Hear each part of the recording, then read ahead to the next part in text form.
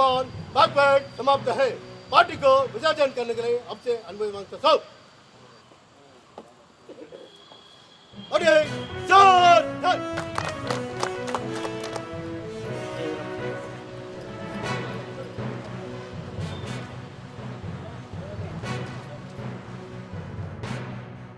ಈ ದಿನ ನಮ್ಮ ದೇಶದಲ್ಲಿ ಸಂವಿಧಾನವನ್ನು ಡಾಕ್ಟರ್ ಬಾಬಾ ಸಾಹೇಬ್ ಅಂಬೇಡ್ಕರ್ ಸಂವಿಧಾನ ಶಿಲ್ಪಿ ಬರೆದಂಥ ಸಂವಿಧಾನವನ್ನು ಅಂಗೀಕರಿಸಲಾಯಿತು.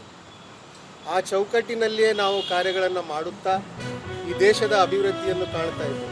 ನಮ್ಮ ಜವಾಬ್ದಾರಿ ಏನಿದೆ ಅಂತ ಮತ್ತೊಮ್ಮೆ ಈ ದಿನ ನಾವು ಮನವರಿಕೆ ಮಾಡ್ಕೋಬೇಕು, ಅರ್ಥ ಮಾಡಿಕೊಂಡು ಮತ್ತೆ ಸಂವಿಧಾನಿನ ಚೌಕಟ್ಟಿನಲ್ಲಿ ಅದನ್ನು ನಿರ್ವಹಿಸಲು ನಾವು ಸಂಕಲ್ಪವನ್ನು ಮಾಡಬೇಕೆಂದು ನಾನು ಭಾವಿಸುತ್ತೇನೆ.